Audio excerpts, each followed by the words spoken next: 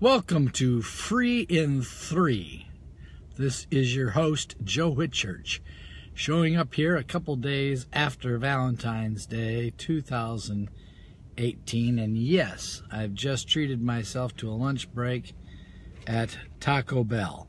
And now it's time for a little karaoke because I do not have my bumper music today, but you'll get a chance to hear me sing. And they called it puppy love,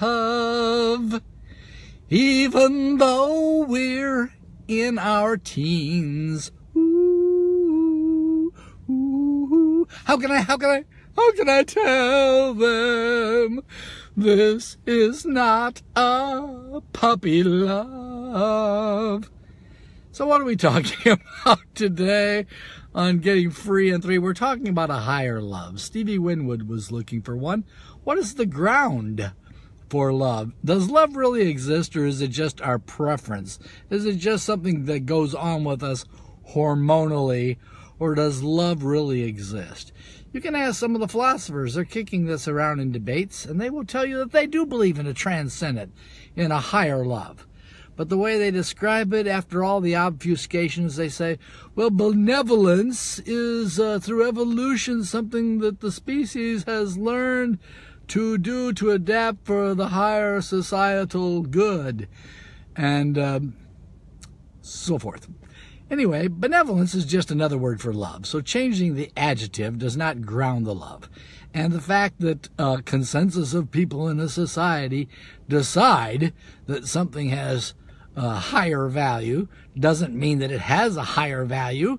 If they're all just evolved primates coming to some kind of a conclusion about what the best deal is, we're not talking about transcendence here. We're talking about consensus. That's all that is. Change of the adjective and consensus towards some political ideology of, quote, societal good, or the greatest number for the greatest good for the greatest number, utilitarianism, or something like that. So when we talk about love being grounded, we mean it actually exists. It has ontological meaning. It is grounded in a person. It is grounded in God, who says he is love. God is love. And we are to reflect that because we will be held to that standard. We all have standards and we fall short of them. And one of the ways that we fall short is in the area of love.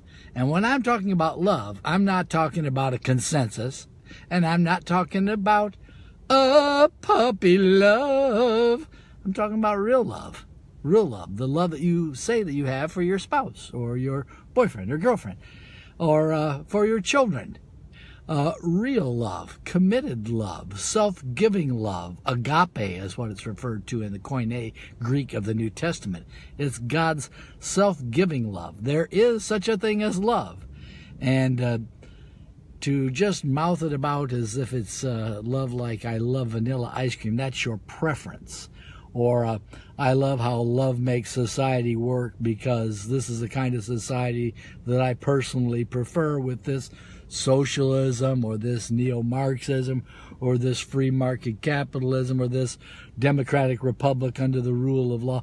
It doesn't matter. These are just consensuses of people. This is not transcendent love. Transcendent love is rooted in God and demonstrated by Christ, who demonstrated his love towards us in this, that while we were yet sinners, sinning against a holy God, Christ chose to love us and to give his life as a sacrifice for our sins. The death penalty that we deserved fell upon him.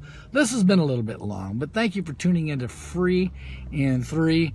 And remember, this is not a puppy love. And we're not in our teens either.